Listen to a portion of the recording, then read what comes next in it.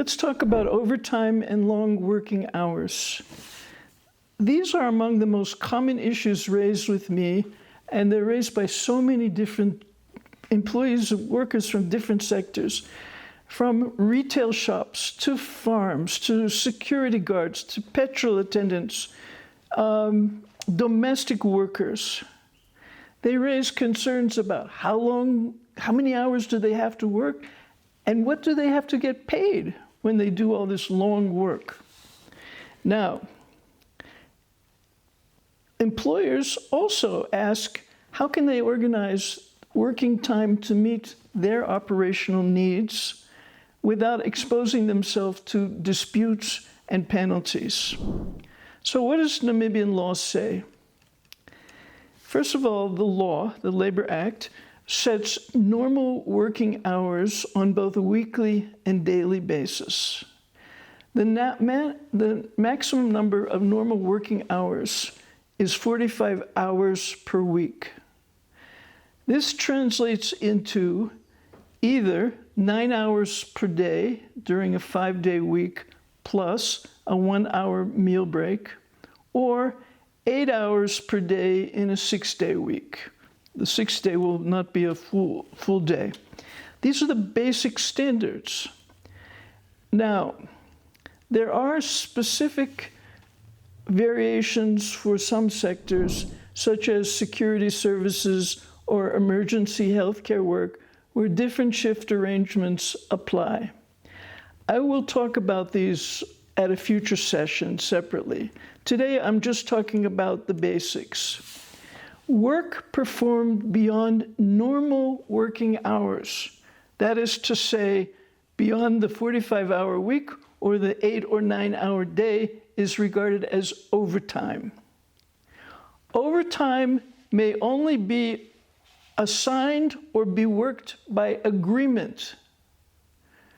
That means the employer and the employees must agree on overtime, and that must be in a particular situation.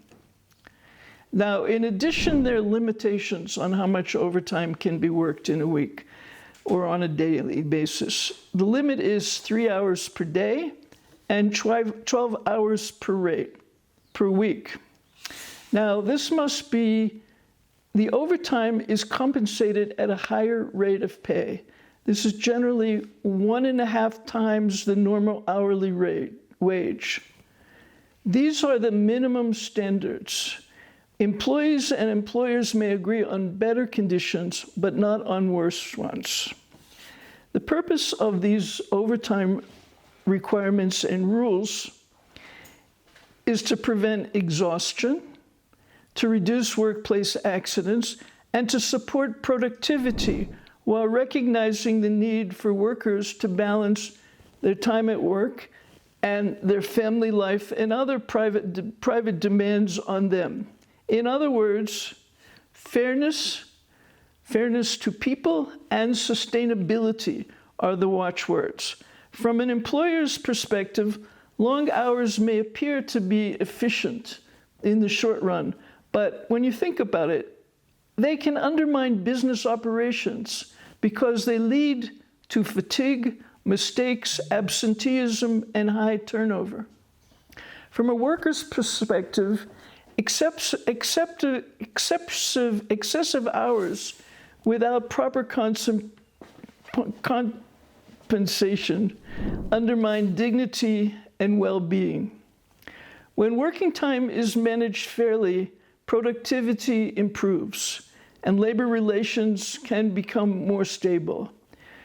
Where employers and employees cannot solve these problems internally, they may seek assistance from labor inspectors within the Ministry of Justice and Labor Relations, either for clarification or to ensure compliance with minimum standards. The law also allows employers to apply for exemptions or variations from the overtime requirements to suit their needs, or to extend overtime hours with the overall agreement of employees. The key message that I want to leave you with is this: the law does not prohibit overtime, it prohibits unfair and excessive overtime. Long hours may sometimes be necessary, but they must be within the legal limits. They must be agreed upon between employer and employee and fairly compensated.